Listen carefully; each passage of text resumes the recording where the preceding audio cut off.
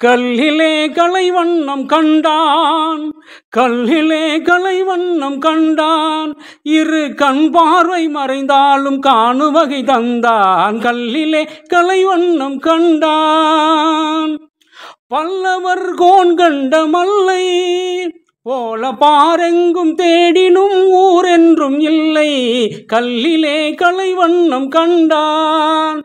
பெண்ணொன்றும் ஆணொன்றும் செய்தான், பெண்ணொன்றும் ஆணொன்றும் செய்தான், அவர் பேச்சையும் மூச்சையும் பார்வையில் வைத்தான். கல்லிலே கலைவண்ணம் கண்டான், கல்லிலே கலைவண்ணம் கண்டான். கண்ணான இடம் தேடி வந்தோம், கண்ணான இடம் தேடி வந்தோம், என் கண்ணோடு கண்ணே உன் கண் வைத்து பாராய். கல்லிலே கலைவண்ணம் கண்டான். அனைவருக்கும் உயராய்வு வேலலைவரிசையின் அன்பு வணக்கம். வெள்ளி பனிமலையின் மீது உலாவுவோம், அடி மேலை கடல் முழுதும் கப்பல் விடுவோம், பள்ளி தலமனைத்தும் கோயில் செய்குவோம், எங்கள் பாரத தேசம் என்று தோள் கொட்டுவோம். ஆயுதம் செய்வோம், நல்ல காகிதம் செய்வோம், ஆலைகள் வைப்போம், கல்வி சாலைகள் வைப்போம், ஓய்தல் செய்யோம், தலை சாய்தல் செய்யோம். இன்று நம்முடைய அரங்கம் தமிழர் பொறியியல் அரங்கம். பல்லாயிரம் ஆண்டுகளுக்கு முன்பே நம் முன்னோர்கள் பொறியியல் துறையில் சிறந்து விளங்கியதை உணர்த்துவதே இவ்வரங்கத்தின் நோக்கமாகும். இவ்வரங்கத்தில் தமிழர் பொறியியல் என்ற தலைப்பில் நமக்கான உரை நிகழ்த்துபவர் தஞ்சை தமிழ் பல்கலைக்கழகம் அறிவியல் தமிழ் மற்றும் தமிழ் வளர்ச்சித்துறையின் இணை பேராசிரியர் முனைவர் இரா. இந்து அவர்கள். 30 ஆண்டு கால பணி அனுபவம் பெற்றவர். இவர் நல்ல ஆய்வு அனுபவம் உள்ளவர். பெருமைமிக்க பேராசிரியர் இரா. இந்து அவர்களுக்கு என் நன்றி கலந்த வணக்கத்தை தெரிவித்துக் கொள்கின்றேன். ஆன்றோர்கள், சான்றோர்கள், பயனர்கள் அனைவருக்கும் என் அன்பு வணக்கம். பணிச்சுமையின் காரணமாக நேரமின்றி மிக அவசரமாக நிகழ்ச்சியை வழங்க வேண்டிய நிலையில் இருக்கும்போது அதற்கு ஒத்துழைப்பு நல்கிய நல்லுள்ளங்கள் அனைவருக்கும் என் நன்றியை தெரிவித்துக் கொள்கின்றேன். வாருங்கள் உலகத் தமிழ் மாணவர்களே, தமிழர்களின் மேலோங்கிய அறிவை அறிவோம், அவர்களின் பொறியியல் திறமையை போற்றுவோம், உலகளாம் கொண்டு செல்வோம். நாம் அனைவரும் தமிழால் இணைவோம். உங்களின் நான் முனைவர் சே. அஜிதா, துறைத் தலைவர், தமிழ் உயராய்வுத்துறை, திருவிக அரசு கலைக்கல்லூரி, திருவாரூர். நன்றி, வணக்கம். அனைவருக்கும் வணக்கம். கல்லிலே கலைவண்ணம் கண்டான், இரு கண் பார்வை மறைந்தாலும் காணும் வகை தந்தான். பல்லவர் கோன் கண்ட மல்லை போல பாரெங்கும் தேடினும் ஊரொன்றும் இல்லை. கல்லிலே கலைவண்ணம் கண்டான். ஆம், ஆதி தமிழனின் கோயில் சிற்பங்களில் உள்ள கலை நுணுக்கங்களும் ஒரு நூல் இலை கூட கோடல் இல்லா 1000 கால் மண்டபங்களும், மேலும் சிதம்பரம் நடராஜ கோயில், தஞ்சை பெரிய கோயில், மதுரை மீனாட்சி அம்மன் கோவில், திருச்சி கல்லணை நெல்லையப்பர் கோவில், தாராசுரம் ஐராவதேஸ்வரர் கோவில், கங்கை கொண்ட சோழபுரம் கழுகுமலை வெட்டுவான் கோவில், வேலூர் ஜலகண்டேஸ்வரர் கல் மண்டபம், பல்லவர் கால மாமல்லபுர சிறப்புகள், காஞ்சிபுரம் கோயில் என இன்றைய நவீன கணினி காலத்து கட்டுமானத்திற்கு சவால் விடும் தமிழர்களின் பொறியியல் அறிவை கண்டு உலகமே ஒரு நொடி வியக்கும் என்று சொன்னால் அது வியப்பல்ல. இந்த அருமையான நிகழ்ச்சியை ஏற்பாடு செய்திருக்கும் திருவிக அரசு கலைக்கல்லூரி தமிழ் உயர் ஆய்வுத்துறை தலைவர் முனைவர் அஜிதா அவர்கள் மற்றும் வேலறக்கட்டளையின் சார்பில் அனைவரையும் இந்த அரங்கத்திற்கு வருக வருக என வரவேற்கிறோம். வாருங்கள் உறவுகளை, காணொளிக்குள் செல்வோம். நான் உங்கள் அமிர்தினி. நன்றி, வணக்கம். அனைத்து தமிழ் நெஞ்சங்களுக்கும் அன்பு வணக்கம். இன்றைய அரங்கில் தமிழர் பொறியியல் என்ற தலைப்பில் நம்முடைய உரை நிகழ்த்த வருகிறார் தஞ்சை தமிழ் பல்கலைக்கழகத்தின் இணை பேராசிரியர் முனைவர் இரா. இந்து அவர்கள். அறிவியல் தமிழ் மற்றும் தமிழ் வளர்ச்சித்துறை 30 ஆண்டு காலம் பணி அனுபவம் பெற்ற அம்மா அவர்கள் ஒரு சிறந்த சமூக சிந்தனையாளர். அம்மா அவர்கள் விருதுகளின் சிகரம் என்று குறிப்பிடும் அளவிற்கு பல விருதுகளை வென்று குவித்திருக்கிறார். ஈவேரா பெரியார் பன்னாட்டு விருது, கலைஞர் விருது, செம்மொழி நாள் பன்னாட்டு மாநாட்டில் செம்மொழி செம்மல் சிறப்பு விருது, யாவரும் கேளிர் திறன்வளர் சங்கத்தின் யாவரும் கேளிர் சாதனையாளர் விருது, உலக திருக்குறள் 3வது மாநாட்டில் திருக்குறள் செம்மல் விருது, 2வது பன்னாட்டு சிலப்பதிகார மாநாட்டில் சிலப்பதிகார தேனருவி விருது, தமிழையா கல்விக் கழகத்தின் செந்தமிழ் திலகம் விருது, பன்னாட்டு இலக்கண பயிற்சி பட்டறையின் இலக்கண வளமையர் விருது, தமிழ் பல்கலைக்கழகத்தின் மதிப்புறு பணிச்சான்றிதழ், யாவரும் கேளிர் திறன்வளர் சங்கத்தின் திறன் தென்றல் விருது, அது மட்டுமல்லாமல் பாவனர் தமிழாய்வு மாநாட்டின் பாவனர் தமிழ்ச்சுடர் விருது, செம்மொழி நாட்டு பன்னாட்டு மாநாட்டில் செம்மொழி ஆய்வுச்சுடர் விருது, செம்மொழி நாள் பன்னாட்டு மாநாட்டில் மேலும் செம்மொழி செம்மல் விருது, அறிஞர் அண்ணா பன்னாட்டு கருத்தரங்கத்தில் அண்ணா விருது, உலக திருக்குறள் 3வது மாநாட்டில் குறள் நெறி காவலர் விருது என பல விருதுகளை வென்று குவித்திருக்கிறார். அம்மா அவர்கள் நம்முடைய நிகழ்த்தும் உரையினை கேட்டு மகிழ்வோம். வாருங்கள் நண்பர்களே, காணொளிக்குள் செல்வோம். நான் உங்கள் விக்னேஸ்வரி ஜெயச்சந்திரன். நன்றி, வணக்கம்.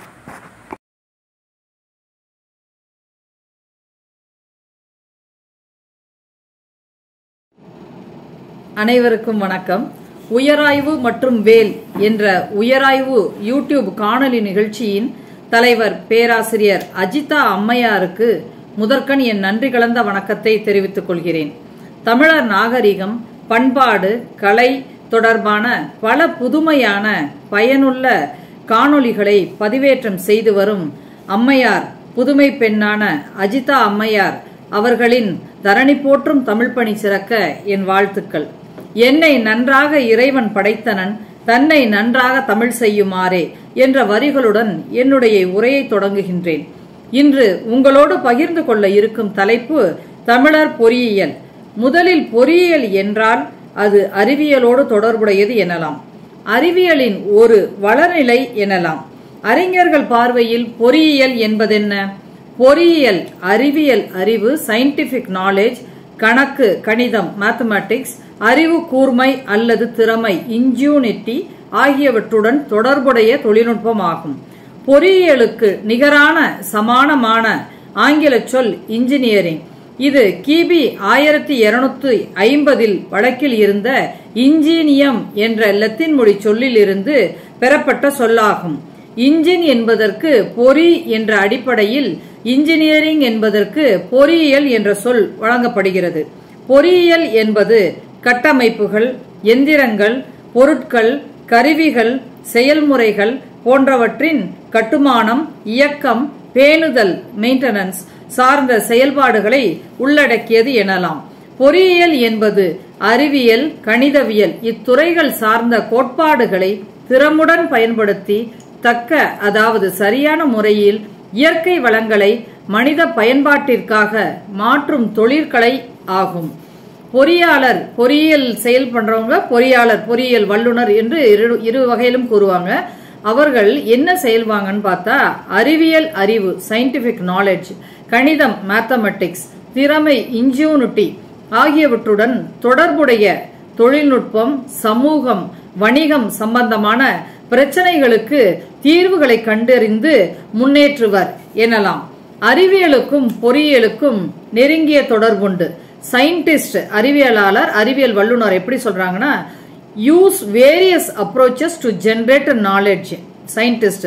இன்ஜினியர்ஸ் பொறியியல் வல்லுநர் என்ன செய்யறாங்கன்னா, use scientific knowledge to create a technology. ஒரு தொழில்நுட்பத்தை உருவாக்குறதுக்கு அறிவியல் வல்லுநர்கள், விஞ்ஞானிகள் கண்டுபிடிப்பை பயன்படுத்தி ஒரு தொழில்நுட்பத்தை உருவாக்குறாங்க இன்ஜினியர்ஸ், பொறியியல் வல்லுநர்கள். எடுத்துக்காட்டுக்கு வைராலஜிஸ்ட், தொற்று நோய் தொடர்புடைய படிப்பு சம்பந்தமான ஆய்வு செய்யறவங்க. கிருமிகளின் பரவல், அதாவது தொற்று பாதிப்பு பற்றி ஆய்வு செய்வர்னு சுருக்கமா சொல்லலாம். பயோமெடிக்கல் இன்ஜினியர் அவங்க என்ன செய்யறாங்கன்னா, வைராலஜிஸ்ட் இவர்களுடைய ஆய்வு முடிவுகளை பெற்றுக்கொண்டு எடுத்துக்கொண்டு, அதாவது இதன் அடிப்படையில் நோய் எதிர்ப்பு மருந்தினை கண்டுபிடிக்கின்றனர். இந்த வகையில அறிவியலுக்கும் பொறியியலுக்கும் நம்ம எளிமையான வேறுபாட்டை புரிந்து கொள்ளலாம். தமிழர் பொறியியல், இந்த பொறியியலை அப்படியே தமிழர் தம் வாழ்நாளில் எப்படி கடைபிடித்தாங்க, பொறியியல் அடிப்படைகளை என்னென்ன சிந்திச்சாங்க, என்னென்ன உருவாக்குனாங்கன்னு பார்க்கணும்னா, தமிழர் பொறியியல்ங்கிற தலைப்புல இலக்கியங்கள், கட்டுமானங்கள், கல்வெட்டுகள் போன்றவற்றிலிருந்து தெரிந்து கொள்ளலாம். இவர்கள் இலக்கியங்களை எடுத்துக்கொண்டால் புலவர்கள் தாம் கண்டவற்றை, அனுபவித்தவற்றை இலக்கியத்தில் பதிவு செய்துள்ளனர். புலவர்கள் பதிவு செய்த தகவல்களுள் பொறியியலும் ஒன்றாகும். அறிவியலையும் பதிவு செஞ்சிருக்காங்க, பொறியியல் செஞ்சிருக்காங்க, பல்துறை, வானியல், இப்படி எல்லா துறையும் அறிவியல் சார்ந்த துறைகள்ல பொறியியலும் ஒன்று எனலாம். ஒரு சமூகத்திற்கு இலக்கியமும் தேவை, பொறியியலும் தேவை. இரண்டும் வெவ்வேறு தளங்களில் பயணித்தாலும் ஒன்றை விட்டு ஒன்றை நாம் கூறிவிட முடியாது. இரண்டும் சமூகத்திற்கு தேவையான ஒன்று. அவ்வகையில் தமிழர் பொறியியல் துறையின் தொன்மையையும் தோற்றமையும் பார்க்கணும்னா முதல்ல உலகளாவிய நிலைகளை பார்த்துட்டு அப்புறம் தமிழக நிலைகளை பார்க்க வேண்டியது. பொறியியல் துறையின் அடிப்படை கூறுகள் பல்வேறு நாகரிகங்களில் தொன்று தொட்டே இருந்து வந்துள்ளது. எடுத்துக்காட்டுக்கு சக்கரம், ஆழின்னு சொல்லுவாங்க, வீல், நெம்புகோல், லிவர், கப்பி, புள்ளி போன்ற கருவிகளை அக்கால மக்கள் உருவாக்கி பயன்படுத்தியும் வந்துள்ளனர் உலகளாவிய நிலையில. தமிழக நிலையில பார்த்தா இதற்கு தமிழக அறிவியல் வரலாறு வழி பார்க்க வேண்டும். தமிழக அறிவியல் வரலாறு என்ற தலைப்பில் தஞ்சை தமிழ் பல்கலைக்கழக மறைந்த ஓய்வு பெற்ற பேராசிரியர் ராமசுந்தரம் ஐயா அவர்கள் ஒரு ஆய்வு திட்டத்தினை மேற்கொண்டு அதை நூல் வடிவிலும் வெளிக்கொண்டுள்ளார்கள். அதிலிருந்து தமிழக அறிவியல் வரலாற்று செய்திகள் மட்டுமின்றி தமிழக பொறியியல் வரலாற்று செய்திகளையும் நாம் அறிந்து கொள்ளலாம். பழந்தமிழர் பொறியியல் பற்றி பார்த்தோமேயானால் அவர்கள் கல்வி கற்காத காலத்தில் பொறியியல் பிஇ படிப்புன்னு தனியா போகல, படித்திருக்க பயின்றிருக்கவும் வாய்ப்பு இல்லை. பின் எப்படி சாத்தியமாயிருக்கும் பார்த்தா இதற்கு உலகளாவிய நிலையில் தலை சிறந்த பேராசிரியர்கள் ஐயா அவர்கள் எழுதிய நூல்ல இருந்து தெரிஞ்சுக்கலாம். நான் சொன்னேன், அவர் 2 கண்ணோட்டத்தோட பார்த்திருக்காரு. என்னன்னா, புலவர்கள் அறிந்தது, பயன்படுத்தியது, பயன் பெற்றது அன்றைய சமுதாய வளர்ச்சிக்கு வித்திட்டவை. இவையெல்லாம் இந்த கோணத்துல பார்க்கணும். அவங்க அறிஞ்சது அன்றாட வாழ்க்கையில பயன்படுத்தி சமூகத்துக்கு பயன்படுத்து. இன்னொரு நோக்கில் என்னன்னா, பிறரிடம் இருந்து பெற்று தான் உருவாக்கல, தான் கண்டுபிடிக்கல, ஆனா பிறர் கண்டுபிடிச்சதை வச்சு பயன்படுத்திக்கிட்டு அடுத்த வளர்ச்சி நிலைக்கு போனது. பிறரிடமிருந்து பெற்றது, வளர்த்தது, சமகால சமுதாய வளர்ச்சிக்கு பயன்படுத்தி பலன் பெற்றது. இந்த 2 கோணத்திலையும் பார்க்கணும்னு பேராசிரியர் அவர்கள் கூறியிருக்காங்க.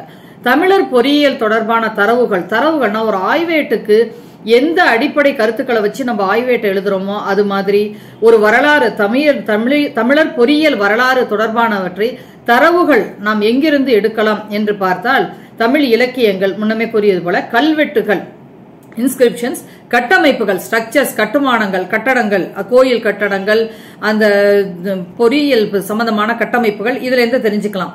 மரபு வழி தொழில்கள், எடுத்துக்காட்டு தச்சு தொழில் போன்ற தொழில்கள் இருந்து நம்ம தெரிஞ்சுக்கலாம் பழந்தமிழர் பொறியியல் பற்றி. இந்த காணொலியில் இலக்கியங்கள், கட்டமைப்புகள் அடிப்படையில பெரும்பாலான தகவல்களை நான் கூற இருக்கிறேன்.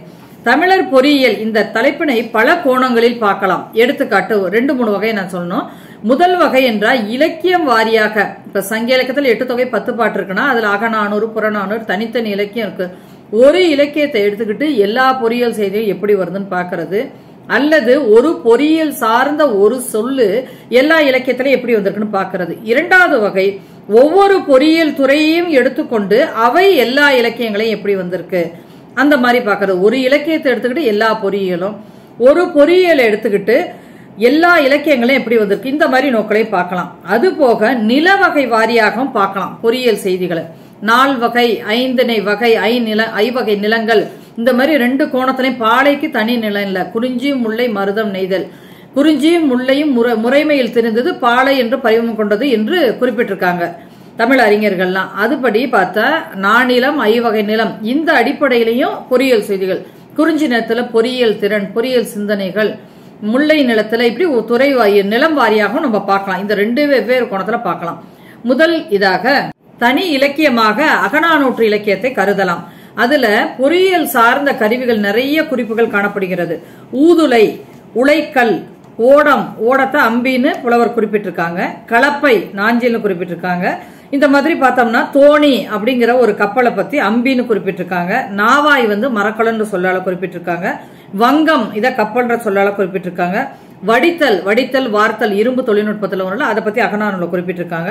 வண்டி, ஒழுகைங்கிற சொல்லால குறிப்பிட்டிருக்காங்க. இந்த மாதிரி சொல்லாய்வும் எடுத்துக்கலாம், செய்திகளை பத்தியும் விரிவான ஆய்வா எடுத்துக்கலாம். புனை அப்படின்னா அது கப்பல், மரக்கலம் அதுவும் ஒரு வகை. இந்த மாதிரி 2 மரக்கலத்தை பத்தி கொடுத்திருக்காங்க. எந்தெந்த சூழல்ல புலவர் எதை சொல்ல வந்தாரு, எதுக்காக இந்த சொல்ல பயன்படுத்தியிருக்காங்க, ஏதேனும் காரணம் இருக்கா, இப்படி ஏன், எப்படி, எதற்கு, இந்த மாதிரி பல்வேறு கேள்விகளை போட்டு அதற்கான பதில்களை ஆய்வு செஞ்சா விரிவான ஆய்வு களமா இருக்கும். அகநானூருக்கு எடுத்துக்காட்டு சொன்னேன். அதே மாதிரி பொறியியல்னு சொன்னோம்னா பழந்தமிழர் கணிதத்தை விட்டுட்டு நம்ம பொறியியலை சொல்ல முடியாது. அளவை முறைகள், பயன்பாட்டில் இருந்த அளவை முறைகள், நிறுத்தல் அளவை, நீட்டல் அளவை, முகத்தல் அளவை, இந்த மாதிரி அளவைகள்லாம் பெரும்பாலும் பழங்காலத்துல தமிழர்கள் பயன்படுத்தியிருக்காங்க.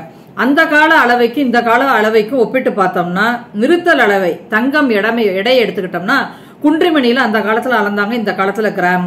அரிசி எடை எடுத்துக்கிட்டோம்னா அந்த காலத்துல படி, இந்த காலத்துல கிலோ. அதே மாதிரி நீட்டல் அளவை எடுத்துக்கிட்டோம்னா பூ அளக்குறாங்கல்ல, பெண்கள் கூந்தல்ல சூடுற பூ, அது மலர் எடுத்துக்கிட்டோம்னா முழத்துல அளந்தாங்க, இப்ப கிராம்ல அளக்குறாங்க. அதே மாதிரி புடவை கஜத்துல அளந்தாங்க, இப்ப இந்த காலத்துல மீட்டர்ல அளக்குறாங்க. முகத்தல் அளவைன்னு பார்த்தோம்னா பால் அளவை, சேர் கணக்கு, இவ்வளவு சேர் பால் கொடுங்க, அது மாதிரிதான் கேட்போம், வணிகம் செய்வாங்க. இந்த காலத்துல லிட்டர் கணக்குல. இதெல்லாம் முக்கியமா குறிப்பிடணும். இந்த கால அளவைகளுக்கு அந்த கால அளவைகள் அடிப்படைகளாக இருந்தன என்று இலக்கியங்கள் சான்று பகர்கின்றன. மேலும் மிகச்சிறிய எண்களையும் புலவர் பயன்படுத்தியிருக்காங்க, மிகப்பெரிய எண்களையும் பயன்படுத்தியிருக்காங்க.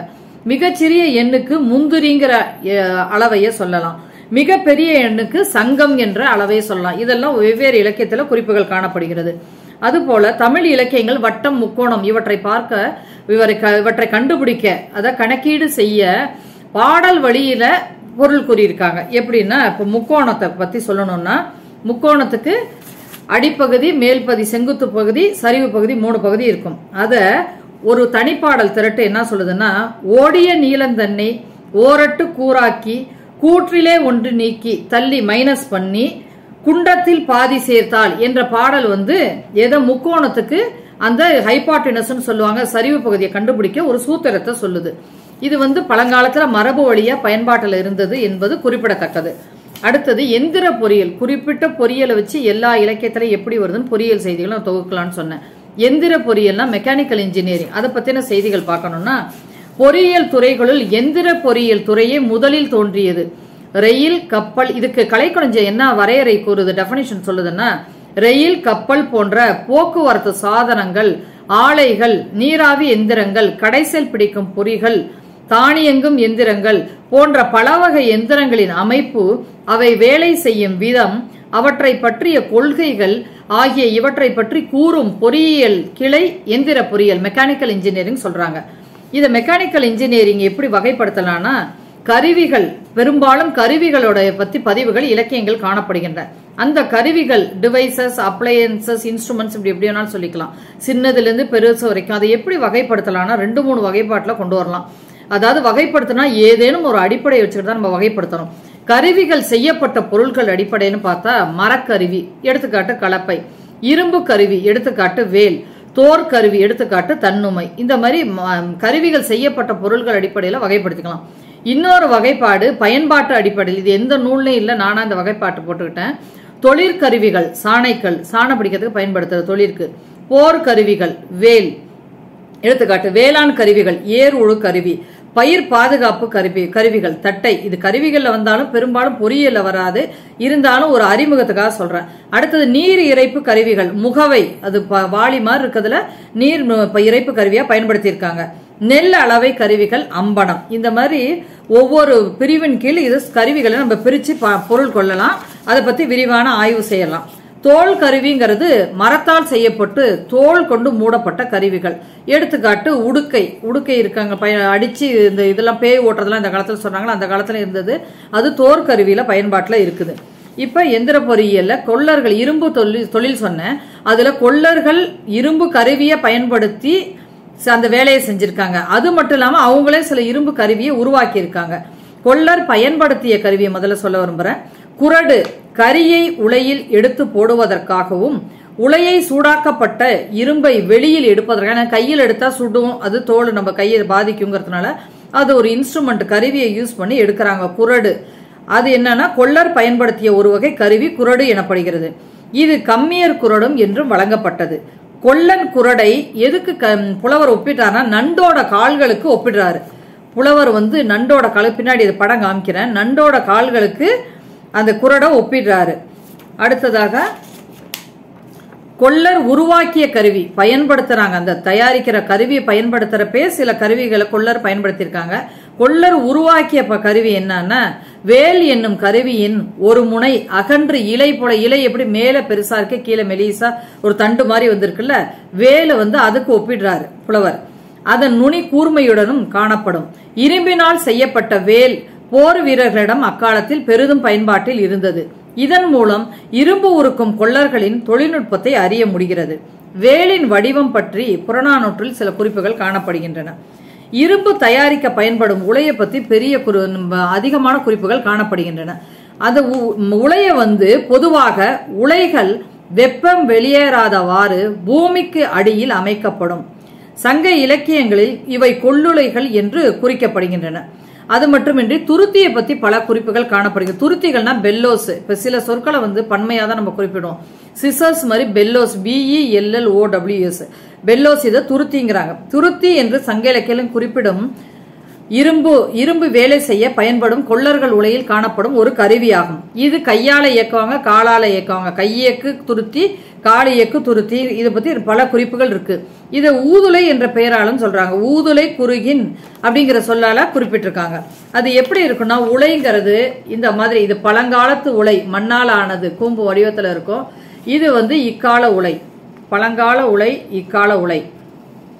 இதுக்குள்ளதான் மூலப்பொருட்களை போட்டு இரும்ப காய்ச்சி உருக்கி எடுத்துவாங்க.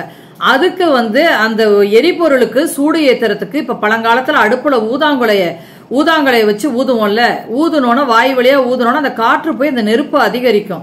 அது மாதிரி இந்த துருத்தி மூலம் கையாலேயோ காலாலேயோ பெடல் பண்ற மாதிரி இயக்குவார். யாரு? கொள்ளரு. கருங்கை கொள்ளர் அப்படிங்கிற பேர் அவருக்கு இருக்கு. அவர் இயக்கணும்னா அது மூலம் காற்று செலுத்தப்படும். காற்று செலுத்தப்பட்டு அதனுடைய வெப்பநிலை அதிகரிக்கப்படும். கொல்லன் பயன்படுத்திய குரடு சாதாரணமா இந்த மாதிரி இருக்கும், கவ்வி எடுக்கிற மாதிரி இருக்கும். அதை எதுக்கு புலவர் ஒப்பிட்டு இருக்கானா, நண்டுனுடைய கால்களுக்கு ஒப்பிட்டு இருக்காரு.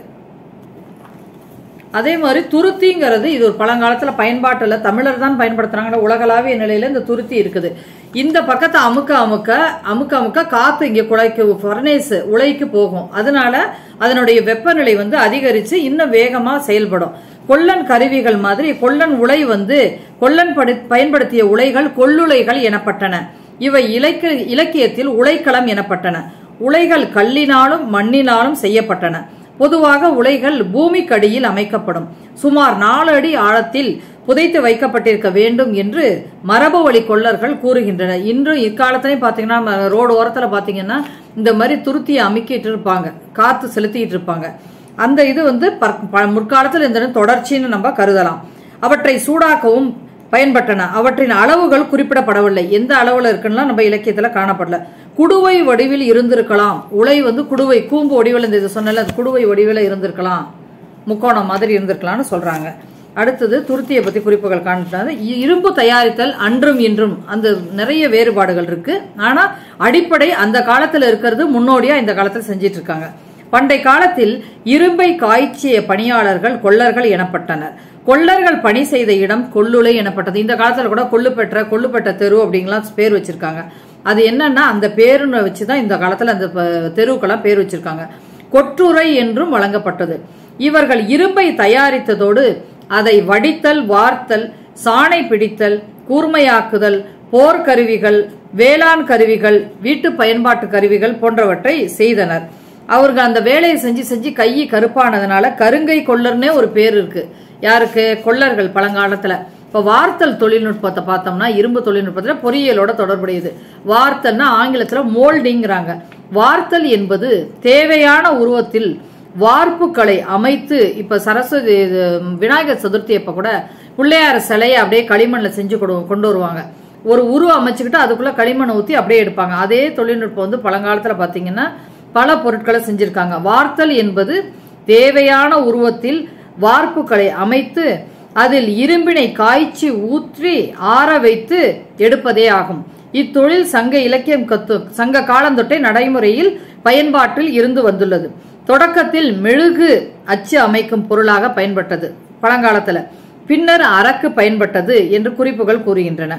அடுத்தது இரும்பு தயாரிக்கப்பட்ட வடிவங்கள்னு பார்த்தோம்னா அகநானூர்ல ஒரு பாடல்ல எருமையின் கொம்புகள் போலையும் இரளை மான் கொம்புகள் மாதிரி முறுக்கிய வடிவத்துல இரும்ப தயாரிச்சிருக்காங்க. நற்றிணையில புன்னை மரத்தின் கிளைகள் வடிவத்தில் இருந்துச்சுன்னு புலவர் சொல்றாரு. இரும்பு வடிவம் தொடர்பாக மேற்காணும் உவமைகளின் வாயிலாக இரும்பை பெரும்பாலும் நீண்ட முறுக்கேறிய கம்பிகளாக செய்து வந்துள்ளனர் என்பது புலனாகிறது. வார்த்தல் பார்த்தோம். அதே மாதிரி வடித்தல்னு பார்த்தோம்னா வேல் வடித்து கொடுத்தல் கொள்ளற்கு கடனே. அவங்களுடைய டியூட்டி என்னன்னா முக்கியமானது வேல் செய்யறது. போர் கருவிகள் நிறைய போர் அந்த காலத்தில் நடந்திருக்கும். அது கருவிகள்ல வேலு முக்கியமானது. அதை செய்யறது தான் அவங்க முக்கிய பணி. வேல் வடித்து கொடுத்தல் கொள்ளற்கு கடனே என்று புறநானூற்றுல பாடல் கூறுகிறது. அதுக்கு புலவர் ஓமையா சொல்லியிருக்காரு. வடித்தல் என்பதற்கு வடிவமைத்தல் என்பது பொருள். பழங்காலத்தில் போருக்கு தேவையான படைக்கலன்களை கொள்ளர்களே வடித்து கொடுத்தனர். அகநானூற்று பாடல் ஒன்றில் மின்மினி பூச்சிகள் மொய்த்துள்ள சிதைந்த வாயை உடைய புற்றினை பெரிய கையை உடைய கரடி கையால் அகழ்ந்து மண்ணை பறித்து பின்னர் அதன் உள்ளே இருக்கும் குறும்பியை தோண்டி தின்னும் பொழுது அப்புற்றின் மீது மொய்த்துள்ள மின்மினி பூச்சிகள் எதுக்கு கம்பேர் பண்றாரு? கொல்லன் உலையில் காய்ச்சப்பட்ட இரும்பினை பட்டடைக்கல்னு ஒரு சமதளமா இருக்கும் ஒரு பட்டடைக்கல், அது மேல இரும்ப வச்சு எந்த வடிவத்துக்கு கொண்டு வருமோ சுத்தி சம்மட்டிம்பாங்க பழங்காலத்துல, அதுல அடிச்சு அந்த தேவையான வடிவத்துக்கு கொண்டு வருவாங்க. அப்ப தீப்பொறி பறந்து வரதை பாத்தீங்கன்னா இந்த மலர்கள் மின்மினி பூச்சிக்கு ஒப்பிட்டு சொல்லியிருக்காங்க. மின்மினி பூச்சி எப்படி வரும்? மத்தாப்பு கொளுத்தனா எப்படி வரும்? பிரகாசமா தனித்தனியா நட்சத்திரம் மாதிரி. அது மாதிரி மின்மினி பூச்சி அங்கங்கே சுத்திட்டு இருக்கும். அதுக்கு புலவர் கம்பேர் பண்ணி ஒப்பிட்டு சொல்லியிருக்காரு. அடுத்தது இரும்பை துருப்பிடிக்காமல் பாதுகாத்த தொழில்நுட்பம் பழந்தமிழருக்கு தெரிஞ்சிருந்திருக்கு. இரும்பை காற்றுக்கு உட்படுத்துதலால் உண்டாகும் வேதி வினை துருப்பிடித்தல் எனப்படுகிறது. ரஸ்டிங் ஆஃப் அயன் எனப்படுகிறது. அப்போது இரும்பில் ஃபெரஸ் ஆக்சைடு உண்டாகும். அதுவே துரு எனப்படுகிறது. பொருட்கள் துருப்பிடிக்காமல் இருக்க பழங்காலத்தில் மேற்கொள்ளப்பட்ட ஓர் உத்தி புறநானூற்று பாடலில் இவ்வே பீலி அணிந்து மாலை சூட்டி என்ற பாடல் குறிப்பிடுகிறது. இந்த பாடல் மூலம் நாம் அறிந்து கொள்ளலாம். தொண்டைமானின் படைக்கலை கொட்டிலின் தன்மையை ஔவையார் இவ்வாறு குறிப்பிட்டுள்ளார். அதாவது பயன்படுத்தாததுல நெய் பூசி வச்சிருக்க மாட்டாங்க. ரஸ்ட் துருப்பிடிக்காம இருக்கிறதுக்காக அப்படி பூசி வச்சிருக்காங்கன்னா ஔவையாரு வஞ்ச புகழ்ச்சியா ஒரு பாடல்ல சொன்னாருங்கன்னு நம்ம இலக்கியங்களை படிச்சிருக்கோம். அடுத்தது உலை எப்படி இருக்குன்னா புலியுடன் செய்த போரால் கொல்லன் பயன்படுத்திய குரடு சாதாரணமா இந்த மாதிரி இருக்கும். கவ்வி எடுக்கிற மாதிரி இருக்கும். அத எதுக்கு புலவர் ஒப்பிட்டு இருக்கானா நண்டுனுடைய கால்களுக்கு ஒப்பிட்டு இருக்காரு. அதே மாதிரி துருத்திங்கிறது இது ஒரு பழங்காலத்துல பயன்பாட்டுல தமிழர் தான் பயன்படுத்துறாங்க. உலகளாவிய நிலையில இந்த துருத்தி இருக்குது. இந்த பக்கத்தை அமுக்க காத்து இங்க குழைக்கு ஃபர்னேஸ் உலைக்கு போகும். அதனால அதனுடைய வெப்பநிலை அதிகரிச்சு இன்னும் வேகமா செயல்படும்.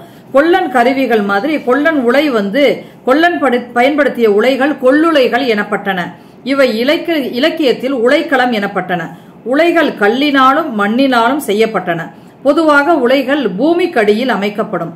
சுமார் 4 அடி ஆழத்தில் புதைத்து வைக்கப்பட்டிருக்க வேண்டும் என்று மரபு வழி கொள்ளர்கள் கூறுகின்றனர். இன்றும் இக்காலத்திலையும் பாத்தீங்கன்னா ரோடு ஓரத்துல பாத்தீங்கன்னா இந்த மாதிரி துருத்தியை அமுக்கிட்டு இருப்பாங்க, காத்து செலுத்திட்டு இருப்பாங்க. அந்த இது முற்காலத்தில் இந்த தொடர்ச்சின்னு நம்ம கருதலாம். அவற்றை சூடாக்கவும் பயன்பட்டன. அவற்றின் அளவுகள் குறிப்பிடப்படவில்லை. எந்த அளவுல இருக்குன்னா நம்ம இலக்கியத்துல காணப்படல. குடுவை வடிவில் இருந்திருக்கலாம். உலை குடுவை கூம்பு வடிவில் இந்த சொன்னல குடுவை வடிவில் இருந்திருக்கலாம், முக்கோணம் மாதிரி இருந்திருக்கலாம்னு சொல்றாங்க. அடுத்தது துருத்தியை பத்தி குறிப்புகள் காண்பித்தாது. இரும்பு தயாரித்தல் அன்றும் இன்றும் அந்த நிறைய வேறுபாடுகள் இருக்கு. ஆனா அடிப்படை அந்த காலத்துல இருக்கிறது முன்னோடியா இந்த காலத்துல செஞ்சிட்டு இருக்காங்க. பண்டை காலத்தில் இரும்பை காய்ச்சிய பணியாளர்கள் கொள்ளர்கள் எனப்பட்டனர்.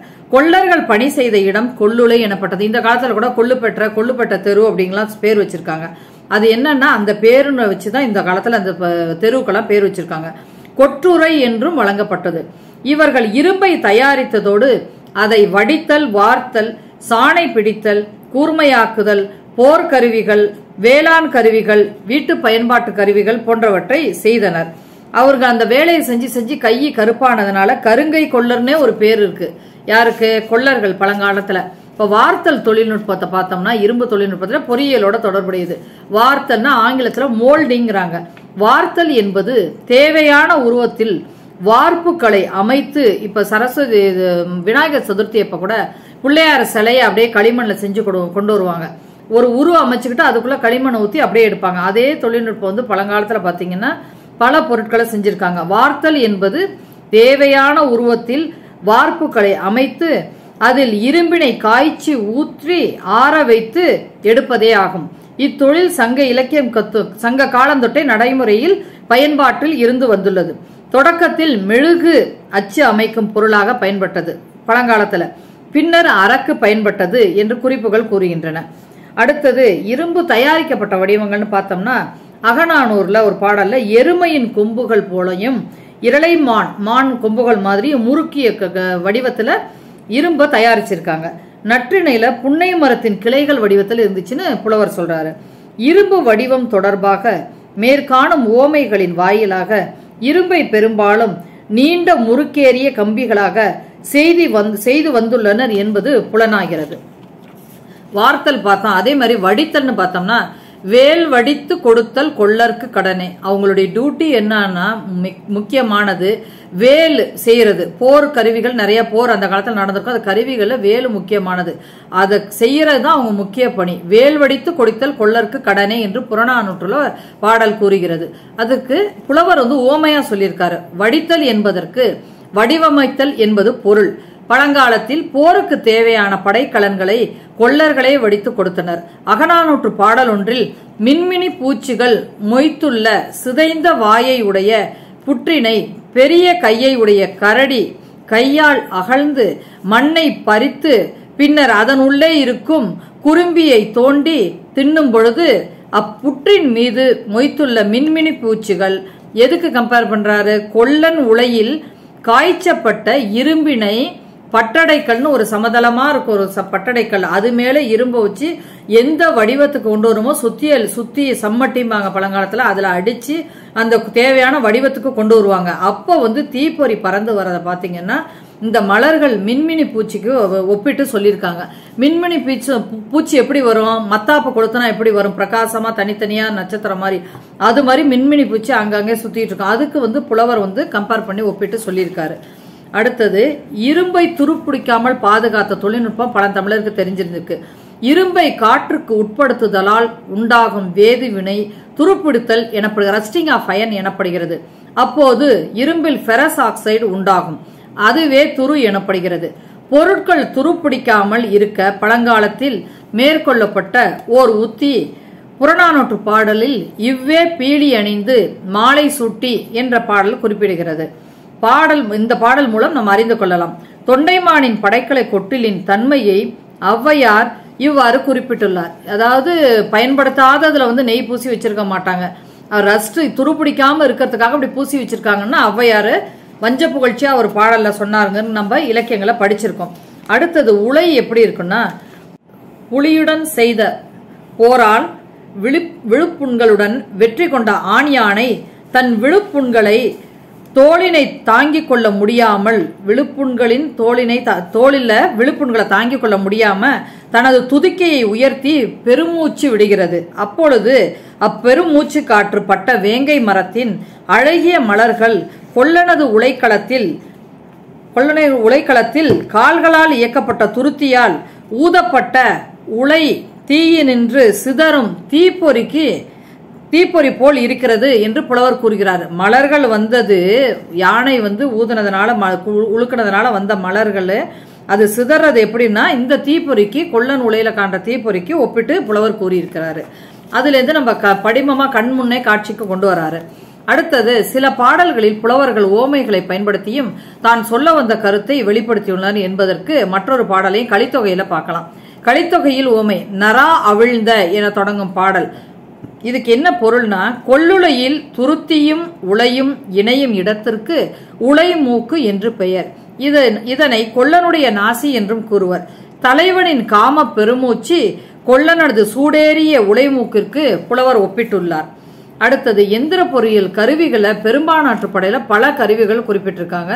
கலப்பை, கொழு, களைக்கொட்டு, கொரடு, சம்மட்டி, வலை, இப்படி பல கருவிகள் பெரும்பானாற்று படையில குறிப்பிட்டிருக்காங்க. இதெல்லாம் விரிவான ஆய்வுக்குட்பட்டது. கருவிகளை பத்தி எடுத்து மட்டும் பழந்தமிழர் கருவிகளை பத்தி ஆய்வு செய்யலாம். கொழு அப்படிங்கிறது உழவு தொழிலில் நன்கு பெரிய எருதுகளை நுகத்தில் பூட்டி, நுகத்தடின்னு சொல்றாங்க, அந்த நுகத்துல வண்டியில இருக்க நுகத்தடியில பூட்டி உழவர்கள் உழுகின்றனர். பெண் யானையின் துதிக்கையை போன்று வளைந்த வாயை உடைய உடைய கலப்பையில் உடும்பு முகத்தை ஒத்த கொடு பொருத்தப்பட்டிருக்கிறது. உடும்பு கொழுவுக்கு என்ன பயன்படுது சொல்றாங்க, புலவருக்கு ஒப்பிட்டு இருக்காருன்னா உடும்பு முகம் போல இருக்குங்கிறாங்க. இது உடும்பு முகம், இது கொழு, நங்கூரம் இதுவும் சொல்லலாம். கொழு உடும்பு முகம் ரெண்டுடைய இதையும் பார்த்துக்கலாம் நம்ம. அடுத்தது அரிவாள். வளைந்த அரிவாளால் இறைச்சி, காய்கறிகள் முதலியவற்றை நாள்தோறும் மிகுதியாக அரிதலாலே அரிவாள் பிடித்த இடத்தில் பழந்தமிழருக்கு வடுக்கள் இருந்ததா. காய்ச்சி பிடிச்சுன்னு சொல்லுவோம். நம்ம சைக்கிள் அதிகமா ஓட்டினா கூட கையை காய்ச்சி போயிடும். மண்வெட்டி அதிகமா பிடிச்சவங்களுக்கு கையை காய்ச்சி போயிடுவாங்க. அது மாதிரி அரிவாளை பயன்படுத்தினதுனால கையை காய்ச்சி போனது சில குறிப்புகள் இருக்கு. வலிய கைகளை உடைய அடிசிர் தொழில் வல்லோன் ஆக்கிய பல்வகை இறைச்சி. இது எப்படி பொறியியல்ல வரும்னா, அரிவாள் அந்த காலத்திலே செஞ்சிருக்காங்க. நம்ம நேரடியா சிலது பொருள் கொள்ள முடியாது. அவங்க சொன்னதுல இருந்து மறைமுகமா உய்த்துணர்ந்து சில பொருள்களை கொண்டோம்னா பொறியியல் செய்திகளும் வரும். தொடக்க கால பொறியியல் செய்தி இந்த கால பொறியியல் செய்தி மாதிரி நேரடியாகவும் இருக்காது. அதனுடைய ஆரம்பிச்சதனுடைய வளர்ச்சி நிலை இந்த காலம் இருக்கலாம். அந்த மாதிரி நம்ம பொருள் கொள்ள வேண்டும். பெரும்பானாற்று படையில் குறிப்பிடப்பட்டுள்ள கொடுவாள் போர்க்கருவியாக இருந்திருக்க வாய்ப்பில்லை. அடிசில்ங்கிற சொல்லுவதனால கிச்சன் சமையல் அறையில பயன்படுத்தியிருக்கதாக இந்த அரிவாள் பற்றி குறிப்பு காணப்படுகிறது. அடுத்தது கரும்பு பிழி எந்திரம். சங்க காலத்தில் எக்காலான கரும்பு எந்திரங்கள் பயன்பாட்டில் இருந்தன. சாறு பிழிந்த போது எந்திரங்கள் எழுப்பிய ஒளி யானை பிளிறுவது போல இருந்தது என்று குறிப்பு காணப்படுகிறது. இடைவிடாமல் எந்திரம் சாறு பிழிதல், அதனால் ஏற்படும் ஒளி, கரும்புச்சாறு கட்டியாக காய்ச்சப்படுதலையும் ஆலைகளில் கரும்புச்சாறு வழங்கப்பட்டதையும் பற்றி பெரும்பாலாற்றப்படியில் குறிப்புகள் காணப்படுகின்றன. அடுத்தது அறம். தொழிற்கருவிகள் நிறைய பொறியியல் தொடர்புடைய குறிப்புகள் காணப்படுகின்றன. அராவி செம்மைப்படுத்தும் இரும்பு கருவியே அறம் எனப்படும். இக்கருவி இரும்பு பொருள்களை கூர்மை செய்வதற்கும் சங்குகளை அறுத்து வளையல் செய்வதற்கும் பயன்பட்டது என 500 நூற்றில் குறிப்பு காணப்படுகிறது. அறத்தின் அமைப்பு பற்றி சங்க இலக்கியத்தில் சில செய்திகள் இடம்பெற்றுள்ளன. அறத்தின் வாய் முள்களை கொண்ட பிரம்பங்கொடி போல் இருந்தது. அறத்தினுடைய வாய் எப்படி இருந்துச்சுன்னா, அந்த சாவோட இது எப்படி இருந்துச்சுன்னா, முகப்பு முள்களை கொண்ட பிரம்பங்கொடி போல் இருந்ததாக புலவர் கூறுகிறார். அறவாய் அன்ன அம்முள் நெடுங்கொடி என்ற வரிகள் மூலம் இதை தெரிஞ்சு கொள்ளலாம். அடுத்தது பாசன பொறியியல், இரிகேஷன் இன்ஜினியரிங் பற்றி நிறைய குறிப்புகள் இலக்கியத்தில் இருக்கு. பண்டை தமிழர் ஆறு, குளம், ஏரி, கால்வாய்களின் நீர் வெளியேற்றுவதற்காக மடை, மதகு, குமிழி, தூம்பு, கலிங்கு போன்ற முறையை கட்டமைத்து பயன்படுத்தினர். நீர் இறைப்பு கருவிகளை பற்றி பல குறிப்புகள் இலக்கியங்கள் இருக்கு. பண்டை காலத்தில் பயிர்களுக்கு தேவையான நீரை ஆற்று நீர் பாசனத்தில் இருந்து பாய்ச்சுவர். ஆற்று நீர் இல்லாத பகுதிகளிலும் ஆற்று நீர் வராத போதும் குளத்திலிருந்தும் கிணற்றிலிருந்தும் ஏற்றம், கிழார், முகவை போன்ற கருவிகளை கொண்டு பாசனத்திற்கு தேவையான நீரை இறைத்து பாய்ச்சினர்.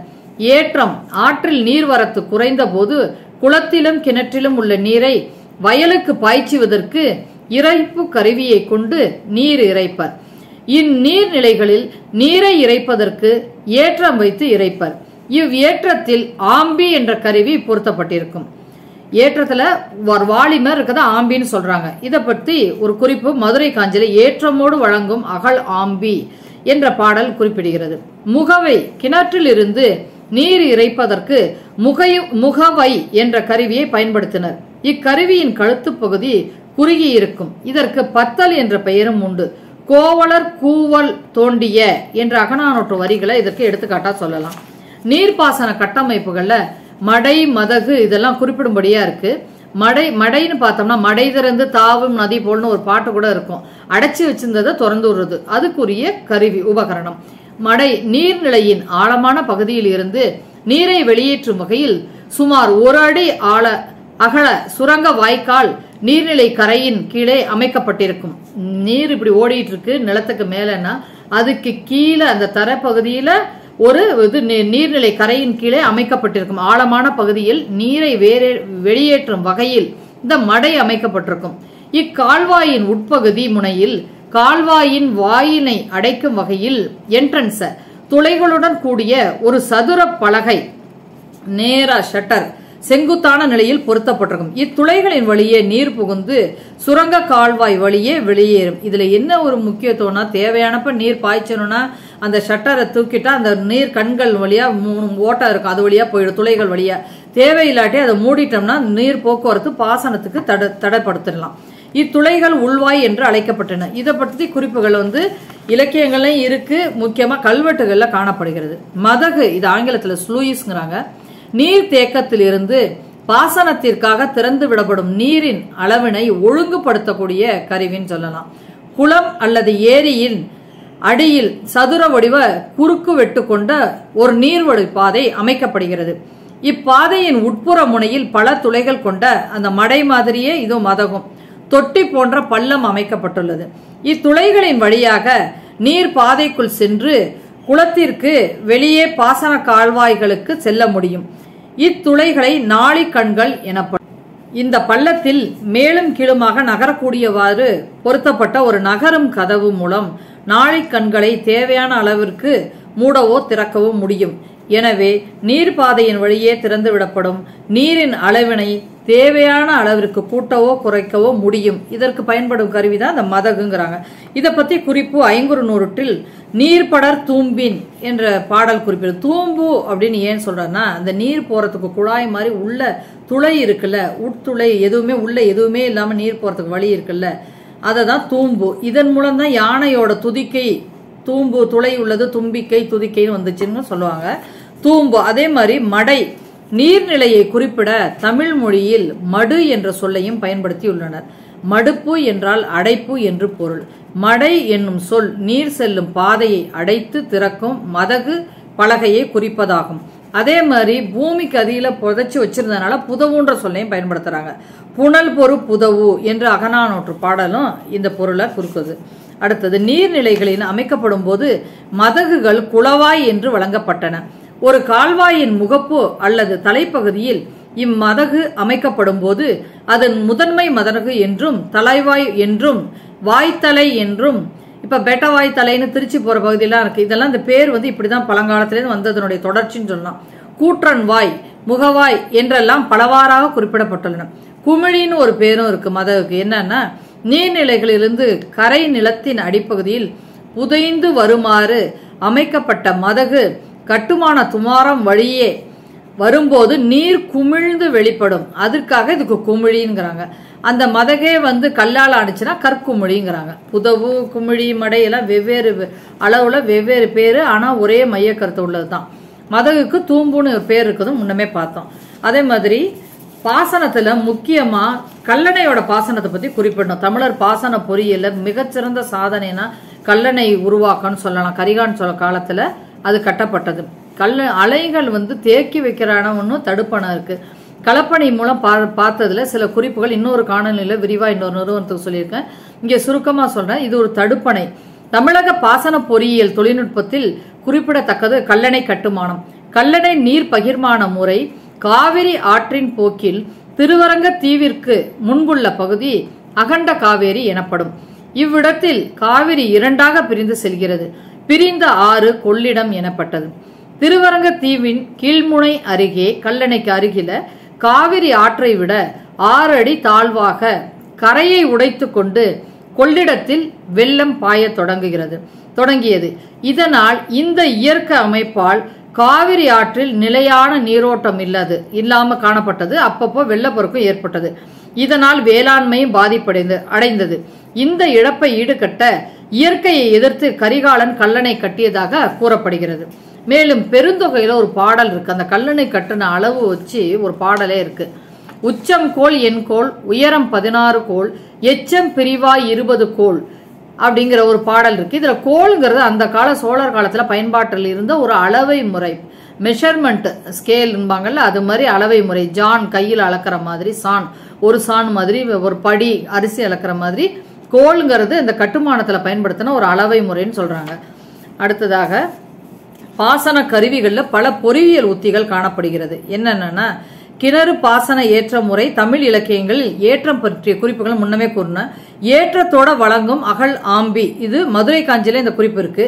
ஆம்பியும் கிளாரும் என தொடங்கும் சிலப்பதிகார காப்பியங்களையும் நிறைய குறிப்புகள் இருக்கு. இது நீர்முகக்கும் ஆம்பியை பத்தி குறிப்புகள் காணப்படுகின்றன. அப்புறம் ஏற்றத்தை பத்தி, மனிதனால் இயக்கக்கூடிய ஏற்றம் குற்றேற்றம் துலா, மாடுகளால் இயக்கப்படக்கூடிய ஏற்றம் கபிலை ஏற்றம்ங்கிறாங்க. இதுல எல்லாம் பொறியியல் அடிப்படையில இயங்குதுன்னு சொல்றாங்க. என்னன்னா நெம்புகோல் அடிப்படையில இயங்குதுங்கிறாங்க. அடுத்தது கப்பல் பொறியியல் பத்தி சில குறிப்புகள். சங்க இலக்கியத்தில் கப்பல் பொறியியல் என்னன்னா, சங்க இலக்கியம் மட்டும் இல்ல எல்லாத்தையும் பார்க்கலாம். கப்பல்னா போட்டு ஷிப்புங்கிறோம். அப்புறம் மரைன் இன்ஜினியரிங்க்கு கப்பல் பொறியியல் சொல்லதான் பயன்படுத்துறாங்க. கப்பல் பொறியியல் பிரிவு எந்திர பொறியியல் துறையினுள் அடங்கும். ஷிப், மரைன் என்ற 2 ஆங்கில சொற்களுக்கும் கப்பல் என்ற ஒரே தமிழ் சொல்ல தான் பயன்பாட்டில் இருந்து வருகிறது. சங்க கால இலக்கியங்கள், வெளிநாட்டு பயணிகளின் குறிப்புகள், கல்வெட்டுகள் மற்றும் தொல்பொருள் அகழாய்வு சான்றுகள், வரலாற்று சான்றுகள் முதலியன பழந்தமிழரின் கப்பற்கலையை வெளிப்படுத்தும் சான்றுகளாகும். கப்பல் மட்டுமல்லாமல் அனைத்து நீர்வழி போக்குவரத்திற்கும் முன்னோடி தமிழர்களின் கண்டுபிடிப்பான கட்டுமரமாகும். இதனையே ஆங்கிலேயர் கட்டமரான் CATAMARAN என்கின்றனர். தமிழர்கள் முதலில் நீரில் இப்ப பறவையை கண்டான் விமானம் படைத்தான் சொன்னாங்களா, அது மாதிரி ஒரு இலை போறதை பார்த்து அப்ப நீரில மிதக்கிறதுக்கு வாய்ப்பு இருக்குன்னு வச்சு அப்படியே படிப்படியா வந்து பலகைகளை பக்கவாட்டுல இணைத்து கட்டி இந்த கட்டுமரத்தை உருவாக்குனாங்க. இதை பற்றி நாவாய் சாஸ்திரம், கப்பல் சாஸ்திரம், நாவாய் சாஸ்திரம் ஆகிய பழந்தமிழ் நூல்கள் கப்பல் பொறியியல் பற்றி பல செய்திகளை கொண்டனவாக காணப்படுகின்றன. கப்பல் கட்டுமான தொழிலாளர்கள் அந்த காலத்துல எப்படி இருந்தாங்க, இந்த காலத்துல எப்படி இருந்தாங்கன்னா, கப்பல் கட்டுமானத்துல இந்த காலத்துல மரைன் இன்ஜினியரிங் படிக்கிறாங்க, அங்கெல்லாம் படிக்க வாய்ப்பு இல்லை, மரபு வழியா தான் எல்லாம் கட்டப்பட்டது. இந்த காலத்துல அதனுடைய தொடர்ச்சி பாத்தீங்கன்னா பழங்கால முறையிலேயே முத்துப்பேட்டை பகுதிகளில் எல்லாம் பாத்தீங்கன்னா இப்பயும் தோணி போன்ற கப்பல் கட்டுமான தொழில்நுட்பம் நடக்கிறத செய்திகள் நம்ம காண்றோம். பழந்தமிழகத்தில் மரக்களம் செய்வோர் களம் கம்மியர் எனப்பட்டனர். கொள்ளர் வந்து கம்மியரும் பழங்காலத்துல இரும்பு செய்யறவங்க சொன்னாங்க. இது களம் செய்யறவங்க களம் கம்மியர். தேர் போன்ற மரவேலை செய்த தச்சர் மரங்கள் தொச்சர் எனப்பட்டனர். இந்த தச்சருக்கும் கப்பல் பொறியியலுக்கும் நெருங்கிய தொடர்புண்டு. கார்பென்ட்ரி செஞ்சவங்கன்னா கொஞ்சம் விரிவா வந்து இந்த பலகையை வச்சு செய்யறதுல கப்பல் பொறியியல அவங்களுடைய பணியும் குறிப்பிடத்தக்கது. பரிபாடலில் கப்பல் தொழில் பற்றி கூறப்பட்டுள்ளது. அது என்ன பாடல்னு பார்த்தோம்னா, இதையும் கயிறும் என தொடங்கும் பாடல். இந்த காலத்துல கப்பல் கட்டுமானத்துல எஃகு பணியாளர், ஸ்டீல் ஒர்க்கர்ஸ், பற்ற வைப்போர், வெல்டர்ஸ், அடுத்தது இணைப்போர், ஜாயினர்ஸ், இந்த மாதிரி தொழிலாளர்கள் பேர் பல இது இருக்கு. அந்த காலத்துல அப்படி குறிப்பிட்டு எல்லாமே ஒருத்தவங்களும் செய்வாங்க. பிளம்பர்ஸ், குழாய் தொட்டிகள் செய்வோர், கடைசல் பணியாளர், ஃபிட்டர்ஸ், பாய்மர பணியாளர், இந்த பாய் துணியில போட்டிருப்பாங்கல்ல, உறுதியான துணியில வந்து கிளியாம பாய்மரம் கட்டுவாங்க, அவங்க ரிகர்ஸ், வண்ண வேலை செய்வோர், பெயிண்டர்ஸ், இப்படி பழங்காலத்துல இந்த காலத்துல இருக்காங்க. பழங்காலத்துல பேர் இல்லை, ஆனா எல்லா பணிகளும் செய்ததுக்கான சான்றுகள் இருக்கு. கப்பற்கலை உதவி கூறுகள்னு பார்த்தா நிறைய விஷயங்கள் இருக்கு. கப்பற்கலைக்கு கட்டட உதவி கூறுகளாக கட்டட வழியா பார்த்தோம்னா, கட்டடம் என்னன்னா துறைமுகங்கள், கலங்கரை விளக்கங்கள், சுங்கச்சாவடிகள் போன்றவற்றை குறிப்புகளாக கூறலாம். நங்கூரம், ஓடக்கோல், துடுப்பு, பாய் மற்றும் பாய்மரம் போன்றவையும் காற்று, அலை, ஓதம், விண்மீன்கள் போன்ற இயற்கை உதவிக்கூறுகள் பற்றியும் பழந்தமிழர் அறிந்திருந்தனர். எந்த நேரத்துல கப்பலை செலுத்தினா எந்த பிரச்சனையும் இல்லாம நம்ம எந்த இலக்கு நோக்கி பயணிக்கணும், அப்ப வந்து எந்த பிரச்சனையும் இல்லாம போறது அப்படிங்கறதெல்லாம் எவ்வளவு வெளிச்சம் இருந்தா போகணும், இதை பத்தி எல்லாம் நல்ல பழந்தமிழர் அறிஞ்சிருந்தாங்க. உதவிக்கூறுகள் பத்தி முன்னர் பார்த்தோம். அதுல ஓடக்கோல் மற்றும் துடுப்பு களங்களை குறிப்பிட்ட ஆழத்தில் செலுத்த பண்டை காலங்களில் முதலில் கையாண்ட உதவிக்கூறு கோல் ஆகும். ஒரு குச்சியை வச்சுதானே கப்பலை தள்ளுவாங்க, போட்டு படகெல்லாம், அதை சொல்றாங்க. நீரின் ஆழம் கோலின் உயரத்திற்கு அதிகமாகும் பொழுது துடுப்பின் உதவியால் களத்தை செலுத்தினர், தண்ணியை தள்ளிவிடுறதுக்கு. துடுப்பு என்னும் உதவிக்கூறு களத்தை செலுத்தவும் களத்தை திசை திருப்பவும் டைரக்ஷனை மாத்துறதுக்கும் பயன்படுத்தியிருக்காங்க. இக்காலத்தில் பங்காயம் என்று அழைக்கப்படும் ஒரு உதவிக்கூறு களத்தை திசை திருப்புவதற்காகவே பயன்படுது. உதவிக்கூறுனா பராமீட்டர் அது மாதிரி சொல்றல பொருள் கருவி, அதை சொல்றாங்க. பாய்கள் சங்க இலக்கியங்களில் பாயை கட்டி களங்களை செலுத்தி வந்ததற்கான சான்றுகள் உள்ளன. பாய்க்கு சங்க இலக்கியத்தில் இதை என்ற சொல் பயன்படுத்தப்பட்டுள்ளது. அது இல்லாம பாய் பயன்படுத்தணும், அது இழுத்துக்கட்ட கயிறு பயன்படுத்திருக்காங்க. அதெல்லாம் எந்த அளவு எடை உள்ள கயிறு, எந்த காத்த தாங்கும், அதை பத்திலாம் பழந்தமிழர் அறிஞ்சிருந்தாங்க. அதனுடைய தொடர்ச்சி இந்த காலத்திலையும் காணப்படுகிறது. அடுத்தது முக்கியமா சொல்லணும்னா நங்கூரம். கப்பல் நீரில் மிதந்தவாறே நிறுத்தி வைக்க பயன்படும் ஒரு கருவி நங்கூரம் எனப்படுகிறது. இது முற்காலங்களில் கல்லினால் ஆன ஒரு கருவியாக இருந்தது. கலன்களின் உருவத்திற்கு ஏற்ப நங்கூரத்தின் எடையும் காணப்பட்டது. கல்லை நங்கூரமாக பயன்படுத்தி வந்த மக்கள் பிற்காலங்களில் மரத்தினால் நங்கூரம் செய்து அதில் ஒரு கல்லை கட்டி நீரில் இறக்கி கலன்களை நிறுத்தி வைத்தனர். கலன்கள்னா படகு, கப்பல் எல்லாத்தையும் ஒட்டுமொத்தமா வெசல்ஸ் சொல்றாங்க. இக்காலத்தில் நங்கூரம் இரும்பினால் செய்யப்படுவதும் உண்டு. நீரின் அடியில் மணலில் போய் பிடித்துக் கொள்ளும் விதத்தில் நங்கூரம் அமைக்கப்படும். நங்கூரம் பாய்ச்சி மாதிரி நச்சுன்னு புடின்னு கூட கலோக்கியல அன்றாட வாழ்க்கையில சொல்லுவாங்க. பழந்தமிழர்களும் தங்களின் களத்தை தேவைப்படும் பொழுது நிறுத்துவதற்காக நங்கூரத்தை பயன்படுத்தியுள்ளனர். அதற்கு முனைவர் திரு காலம் சென்ற தஞ்சை தமிழ் பல்கலைக்கழகத்துல பணியாற்றிய பேராசிரியர் முனைவர் திரு நா. அதியமான் அவர்கள் 1996 மரக்காணப்பட்டினத்திற்கு ராமநாதபுரம் மாவட்டத்தில் உள்ள மரக்காணப்பட்டினத்தில் அருகில மேற்கொண்ட கள ஆய்வுல கடல்ல ஆய்வு மேற்கொண்ட ஐயா அவங்க பல கல் நங்கூரங்களை கண்டுபிடித்தாங்க. இவற்றுள் உலகில் இதுவரை கிடைத்துள்ள கல் நங்கூரங்களில் மிகவும் பெரிய கல் நங்கூரம் கிடைத்துள்ளது குறிப்பிடத்தக்கது, நாம் பெருமைப்படக்கூடிய விஷயமாகும். அதுபோல படகு பழந்தமிழர்கள் வணிகத்துக்காக எடுத்துட்டு போறப்ப தாம் பயணம் செய்யறது மட்டும் இல்லாம தாம் கிடைக்கிற பொருள்களை எடுத்து போடுறதுக்கு இன்னொரு படகை எடுத்துட்டு போன வழக்கம் நடைமுறையில் இருந்தது என்பதும் குறிப்பிடத்தக்கது. அடுத்தது பொது பொறியியல், சிவில் இன்ஜினியரிங் பத்தின செய்திகளை பார்ப்போம். பொது பொறியியல், குடிசார் பொறியியல், குடிமை பொறியியல், இப்படி பலவாறு கூறப்படுகிறது. பொது பொறியியலை பத்தி சிவில் இன்ஜினியரிங் கட்டுமான பொறியியலும் அடங்கும். இத்துறையில் பண்டை தமிழரின் தொழில்நுட்பத்தை அறிய கோயில், மண்டபம் போன்ற கட்டுமானங்கள், அணை கட்டுமானங்கள், கிணறு கட்டுமானங்கள் ஆகியவற்றை கூறலாம். இத்துறை திட்டமிடல், பிளானிங், வடிவமைத்தல், டிசைனிங், கட்டுதல், கன்ஸ்ட்ரக்ஷன், பராமரித்தல், மெயின்டெனன்ஸ், கட்டமைப்புகள், கன்ஸ்ட்ரக்ஷன் போன்றவை தொடர்புடையது எனலாம். ஏரிகளின் வடிவமைப்பு தொழில்நுட்பத்தையும் நம்ம குறிப்பிடணும். இங்க சங்க புலவர் கபிலர் அறையும் பொறையும் என்ற பாடல்ல ஏரி கரையின் நீளம் எப்படி இருக்கணும்னு சொல்லியிருக்காரு. ஏரி கரையை வடிவமைக்கிற தொழில்நுட்பத்தை 2 ரெக்குயர்மெண்ட் நம்மளுக்கு தேவை. ஏரி கரையின் நீளம் குறைவா இருக்கணும், அதே நேரத்துல அது அதிக கெப்பாசிட்டி கொள்ளணும். அப்படி இருந்தா எந்த வடிவத்துல இது அமைக்கணும்னு பார்த்தா 8ஆம் நாள் பிறை வடிவில் இருக்கும் போதுதான் இந்த 2 தேவையும் பூர்த்தி செய்யுங்கிறது புலவர் சொல்லியிருக்காங்க. அவர் ஒரு கால்குலேட் பண்ணி படிக்கல எதுவும் செய்யல, ஆனா ஒரு அனுமானத்துல அவர் சொன்னது இந்த காலம் வரைக்கும் சரியா இருக்கு. நீர் பேராற்றல் உடையது, ஓடுறப்ப இன்னும் ஃபோர்ஸா போகும், அந்த ஃபோர்ஸை தாங்கிக்கிட்டு அதை நிறைய கொள்ளளவு இருக்கணும் அப்படிங்கறதுக்கு 8ஆம் நாள் பிறை வடிவம்ங்கிறது கபிலர் புலவர் சுற்றுகிறார். ஏரியின் கரை கட்டுமான சிறப்பு, எப்படி கட்டுமானம் செஞ்சாங்க அப்படின்னு பார்த்தா மண்கரைகள், உலகத்துல மண்கலைகள், மண் அணைகள் கட்டும்போது பொதுவா பயன்பாட்டில் இருந்த ஒரு முறையை சொல்லிட்டு அப்புறம் தமிழர்கள் எப்படி சிறந்திருக்காங்க சொல்லணும். மண்கரைகள் அல்லது மண் அணைகள் கட்டும்போது பொதுவா நீர்க்கசுவை தடுப்பதற்காக களிமண்ணால் ஆன உட்சுவர் ஒன்றை அமைத்துக் கொள்வர். அதனை மூடியவாறு மண்கரைகள் அமைப்பது வழக்கமா இருந்தது உலக அளவுல. இந்த சுவர்கள் ஊடு சுவர்கள், உள்ள ஒரு சுவர் வெளியே ஒரு சுவர். உலகெங்கும் இன்றளவும் இந்த தொழில்நுட்பம் பயன்பாட்டில் இருந்தது. ஆனால் தமிழ்நாட்டில் தமிழர்கள் முற்காலத்தில் என்ன செஞ்சாங்கன்னா ஏரிகளில் இது போன்ற ஊடு சுவரே காணலையாம். இப்பகுதியில் கிடைத்த மண்ணை கொண்டு அந்த ஏரிகள் அமைப்பது வியப்பிற்குரியது என்கிறாங்க. அந்தந்த பகுதியில் வந்த மண்ணை வச்சு ஏரிகள்ல கரையை அமைச்சிருக்காங்க ஓரத்தை. அது எப்படின்னா அரை மண்ணுங்கிற ஒரு மண்ணை பயன்படுத்தியிருக்காங்க. அது என்ன கலவைன்னு பார்த்தா மண்ணோடு மண்ணை இருக்கும் சில பொருட்களை அட்மிக்சர்ஸ்ன்னு சொல்லுவாங்க, சேர்த்து என்னத்தை சேர்த்தாங்கன்னு சொல்ல ஏதோ ஒரு பொருள் சேர்த்திருக்காங்க.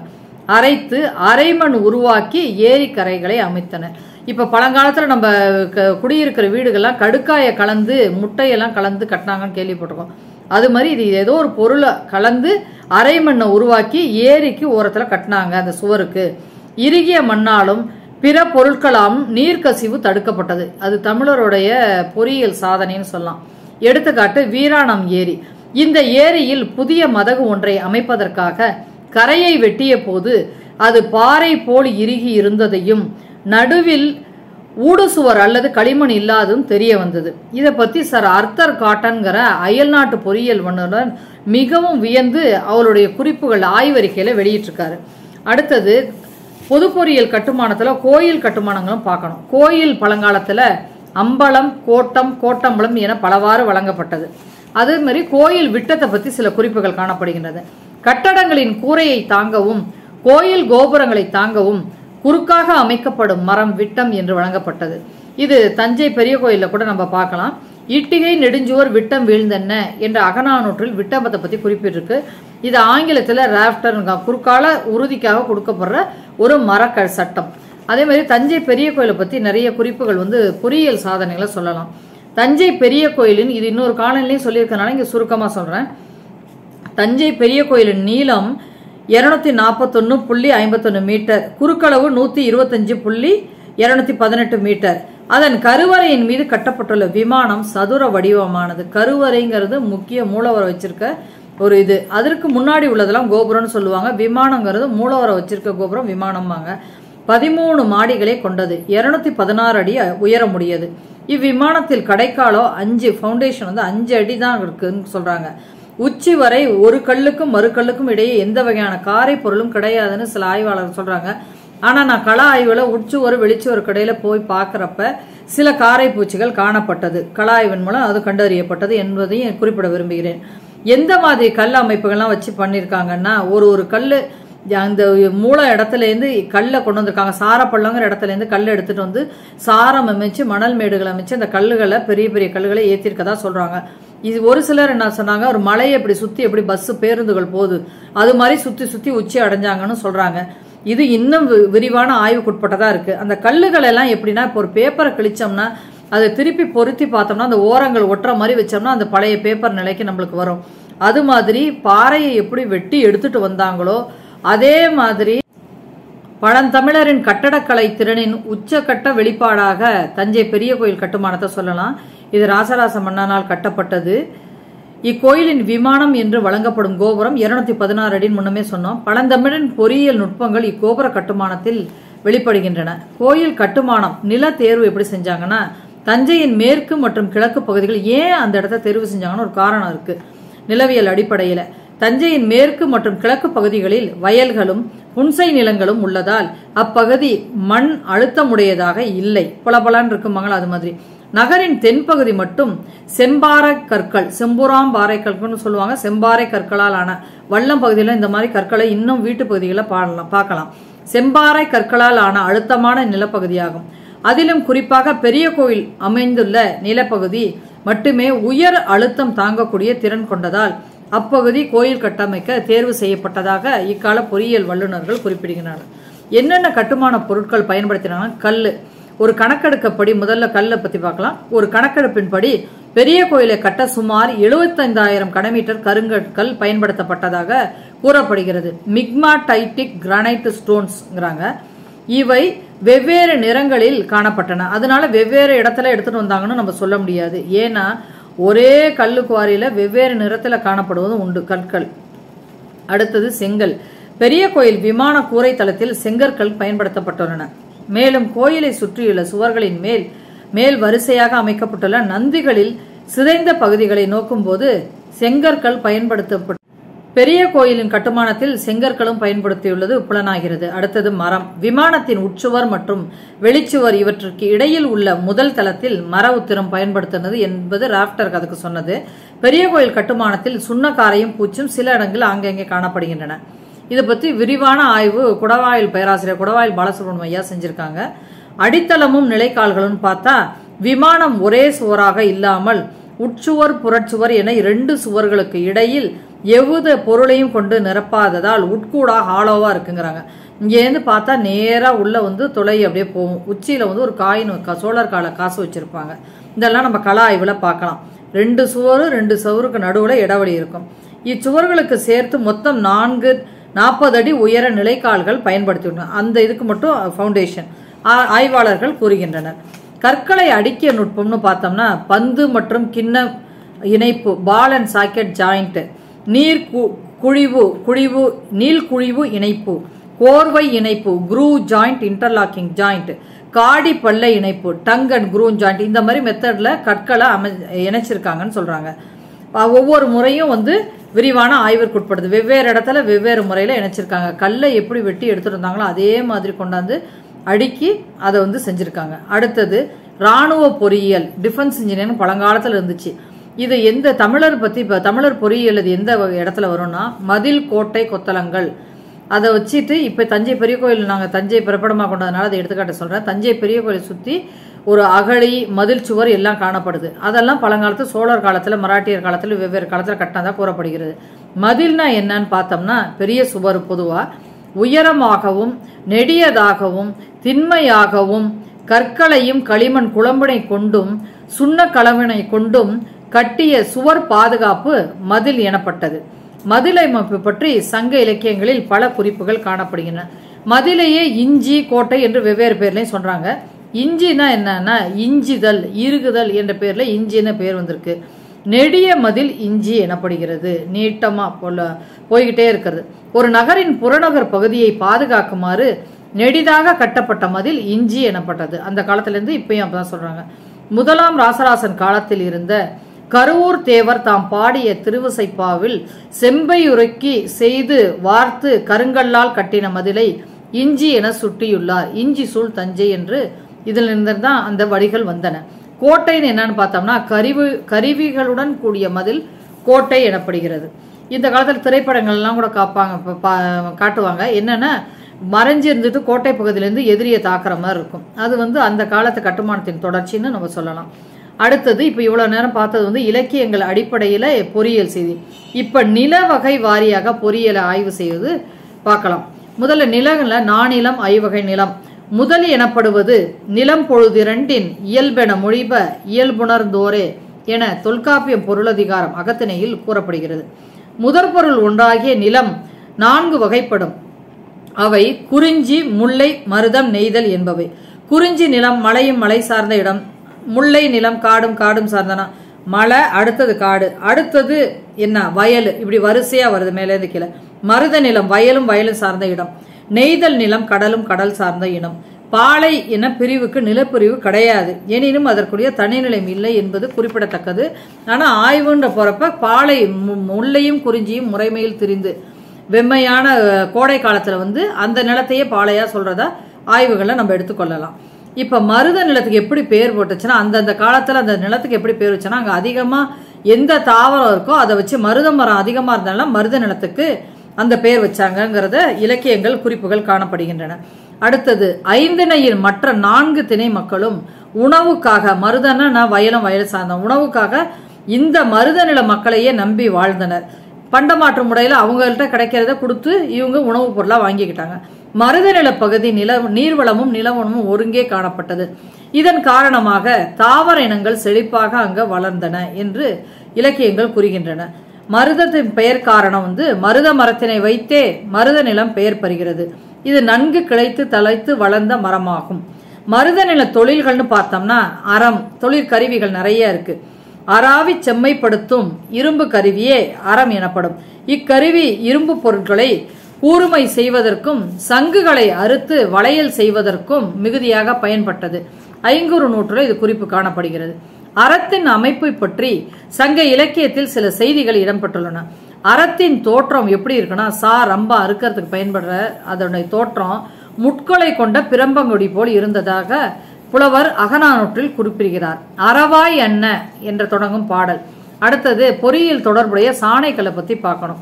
கூர்மைப்படுத்துறதுக்கு சாணக்கல்லை பயன்படுத்தணும். சாதாரண கல்லில் பயன்படுத்தினா ஒன்று பொருள் உடையும் இல்லை சரியா அந்த வேலை நடக்காது. சாணைக்கல்லை தான் அது கூர்மைப்படுத்துவாங்க. பழந்தமிழர் சாணைக்கல்லின் உதவியால் சாணை பிடிக்கும் தொழிலை செய்து வந்துள்ளனர். மேலும் இச்சாணைக்கல் ஒரு வகை கற்பொடியையும் என்ன மாதிரி கற்பொடின்னு ஒரு வகைன்னு தான் குறிப்பு இருக்கு. பையின் என்னும் அரக்கு பிசினையும் கலந்து செய்யப்பட்டது. இவ்வாறு செய்யப்பட்ட இச்சாணைக்கல் உறுதியாக காணப்பட்டது என தொகை நூல்கள் குறிப்பிடுகின்றன. அகநானூற்று பாடல் சிறு காரோடன் பையனோடு சேர்த்திய கற்போல் நாவி நானே என்ற பாடல் வழி இதை அறிந்து கொள்ளலாம். அடுத்தது குடியிருப்புகள். குடியிருப்புகளை எப்படி நம்ம பொறியியலை கொண்டு வரலாம்னா இந்த கால கட்டடங்கள் கட்டமைப்புகள் சிவில் இன்ஜினியரிங் வருதில்ல அதற்கெல்லாம் முன்னோடியா அந்த கால குடியிருப்புகளை நம்ம கருதலாம்.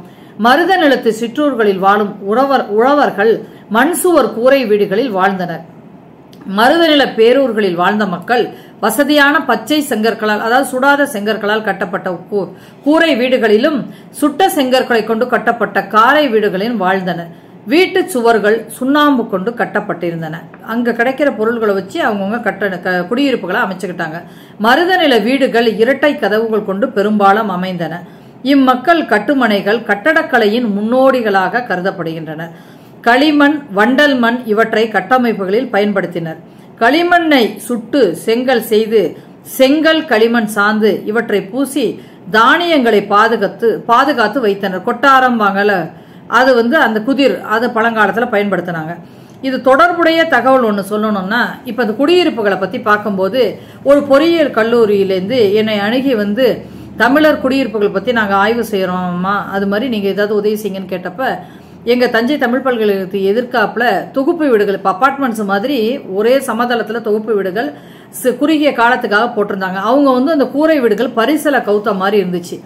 அப்ப இந்த மாணவிகள் என்ன செஞ்சாங்கன்னா, ஒரு குறிப்பிட்ட பொறியியல் கல்லூரி மாணவர்கள் சும்மா நின்று ஒரு ரேண்டமா ஒரு அங்கங்க போட்டோ பிடிச்சிக்கிட்டு போயிட்டாங்க. நான் சொன்னேன், ஆய்வுனா முழுமையா நம்ம பல கேள்விகளுக்கு விடை காணும் முறையில இருக்கணுமா, அதனால மேல இருந்து அந்த கூரையை வந்து பரிசல கவுத்த மாதிரி இருக்குல்ல, அந்த கூரை கொறுக்கம் புல்லு அதுல எல்லாம் பயன்படுத்திருப்பாங்க. குறிஞ்சி நிலம், முல்லை நிலம், மருத நிலம்னா அவங்கவுங்க குடியிருப்புகளுக்கு தகுந்த மாதிரி அந்த வந்து புகைப்படமே எடுக்கணும். அதனால மேலிருந்தும் ஒரு புகைப்படம் எடுங்கணும்னா அது அவங்களுக்கு பெரிதும் பயன்பட்டதா பின்னர் வந்து கூறினாங்க. இது எதுக்கு இந்த காணொலியில சொல்லணும்னா, ஆய்வாளர்கள் பல்வேறு கோணங்கள்ல நம்ம செய்திகளை துவக்கலாம். ஏன், எப்படி, எதற்கு எல்லாம் போட்டு சில தரவுகள் வந்து நம்மளுக்கு பயன்படாம போகலாம். ஆனா கூடுதல் தகவல்கள் சேகரிச்சா தப்பு இருக்காது. அதனால வந்து வாய்ப்பு கிடைக்கிறப்ப கூடுதலா தகவலை சேகரிச்சணும் என்ற கருத்தையும் இங்க பதிவு செய்ய விரும்புகின்றேன். அடுத்ததாக, நிலம் தொடர்பான இந்நூற்றாண்டில் மேற்கொள்ளப்பட்ட முக்கிய ஆய்வு ஒன்றை இங்கு குறிப்பிட வேண்டும். 2012ஆம் ஆண்டு Chennai MS Swaminathan research foundation என்ற நிறுவனம் சென்னை மற்றும் பாண்டிச்சேரி ஆகிய மாநிலங்களில் சூழலியல் மண்டலங்களுக்கான ஒரு ஆய்வு செஞ்சாங்க. Ecological Jones. இதை வந்து செயற்கைக்கோள் சேட்டலைட் மூலம் நிலப்பட வரைபடமாக்கம் சேட்டலைட் இமேஜரி என்ற உருவாக்கினாங்க. சேட்டலைட் செயற்கைக்கோள்கள் படம் எடுத்து புவியில படம் எடுத்து ஒரு ஆய்வு செஞ்சாங்க. இந்நிறுவனம் தமிழ் இலக்கியத்தின் அடிப்படையில் தமிழகத்தை நானிலமாக பிரித்து ஆய்வு செய்துள்ளது. பாளையை விட்டுட்டாங்க, குறிஞ்சி, முல்லை, மருதம், நெய்தல். ஒவ்வொரு நிலத்தையும் வெவ்வேறு வண்ணங்களால் அந்த புகைப்படம் எடுக்க ஒவ்வொரு வண்ணத்துல போட்டு பார்த்தா இலக்கியங்களில் குறிப்புகள் காணப்பட்டது பெரிதும் பொருந்தி வந்து, குறிஞ்சி நிலம்னா அது ஒரு வண்ணம் கொடுத்துட்டாங்கன்னா அந்த குறிஞ்சி நிலம் புலவர்கள் சொன்னது அது அப்படியே வருது. குறிச்சின்னு இந்த காலத்துல முடியும்.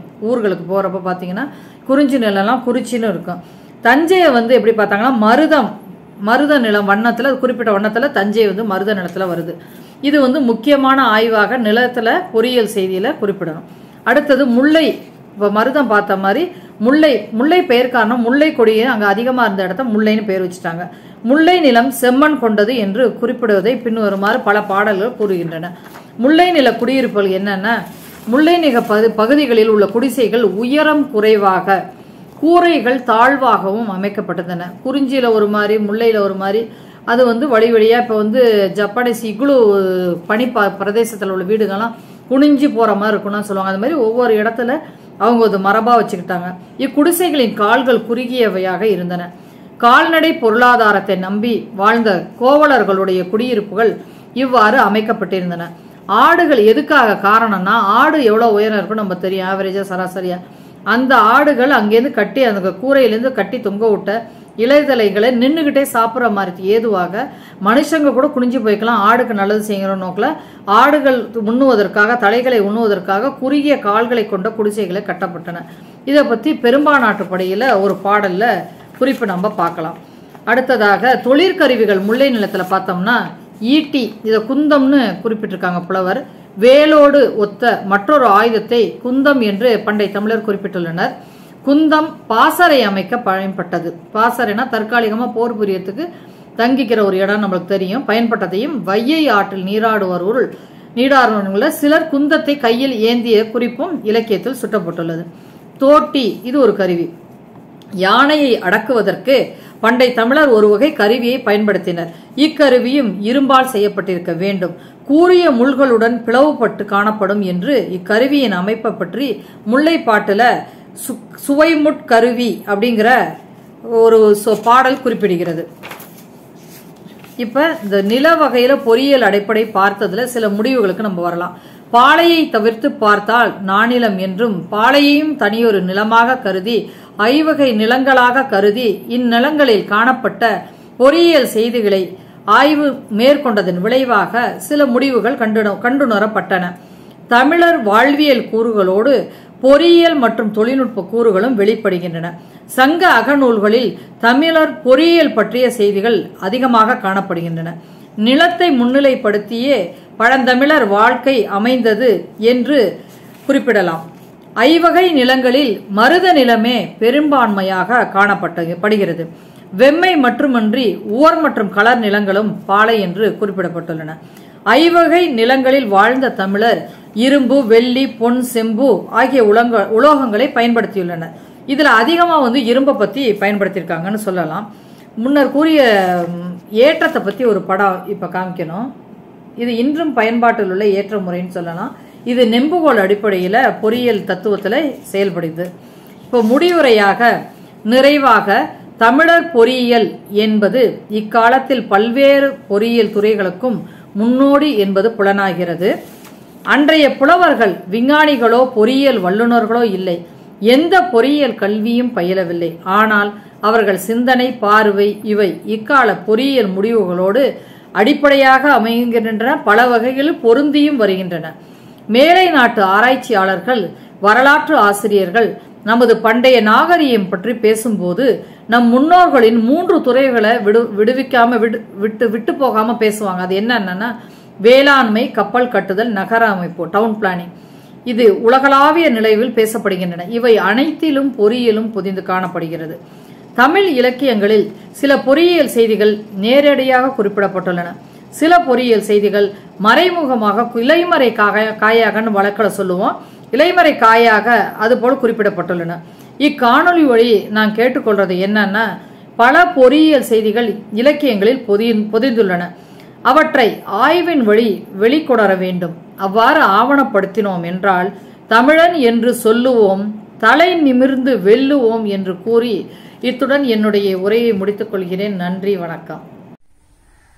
இந்த நிகழ்ச்சி உங்களுக்கு பிடிச்சிருந்துச்சுன்னா விரும்பவும், ரொம்ப பிடிச்சிருந்துச்சுன்னா பகிரவும், ரொம்ப பிடிச்சிருந்துச்சுன்னா கருத்து பெட்டியில் கருத்துக்களை பாடவும். நன்றி, வணக்கம்.